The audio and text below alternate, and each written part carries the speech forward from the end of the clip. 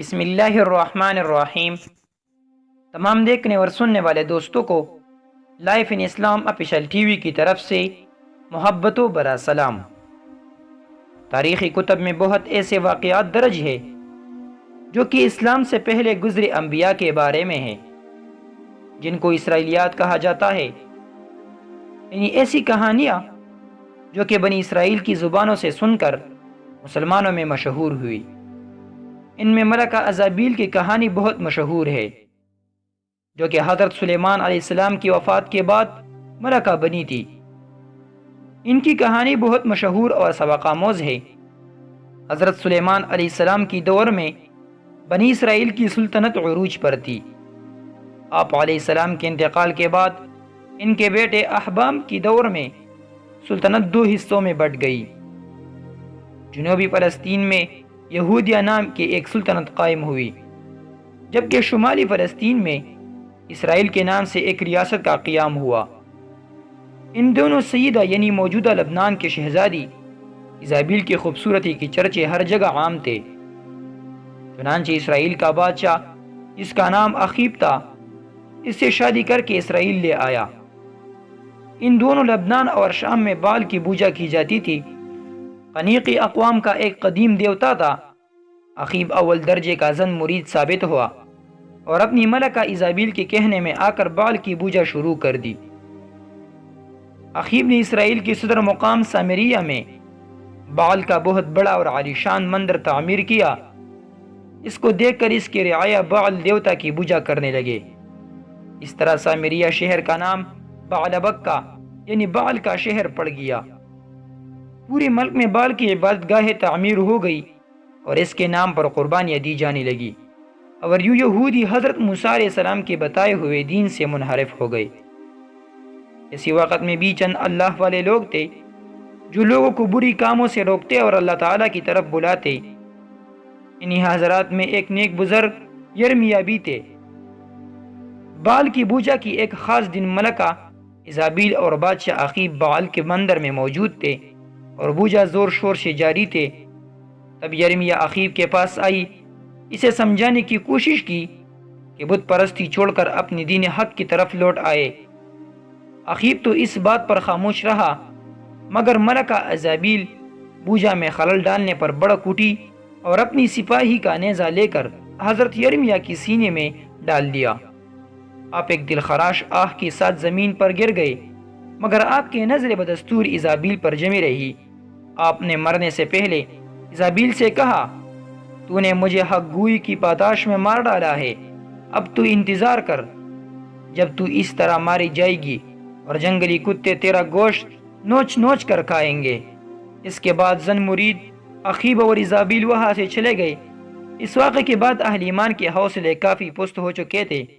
وہ دیکھ چکے تھے کہ ایزابیل کا ان کے بادشاہ پر کتنا اثر ہے۔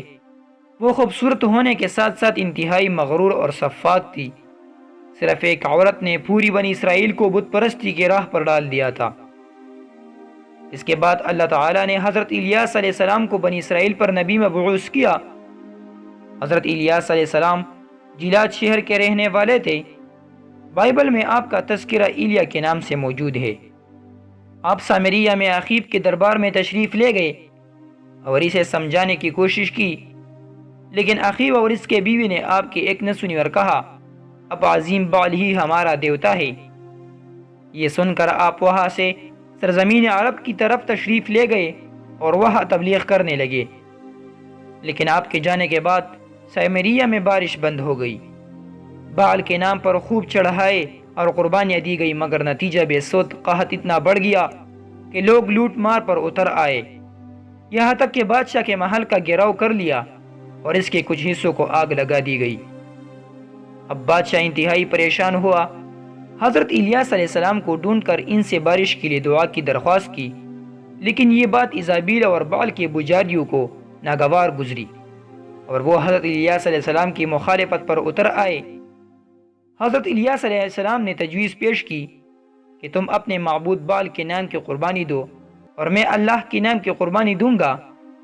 جس کی قربانی قبول ہوگی اس کی معبود سے بارش کے لیے دعا کی جائے گی اور دوسری فریق کو سزائے موت دی جائے گی۔ اس زمانے میں دستور یہ تھا کہ قربانی کا جانور ذبح کر کے ایک میدان میں چھوڑ دیا جاتا۔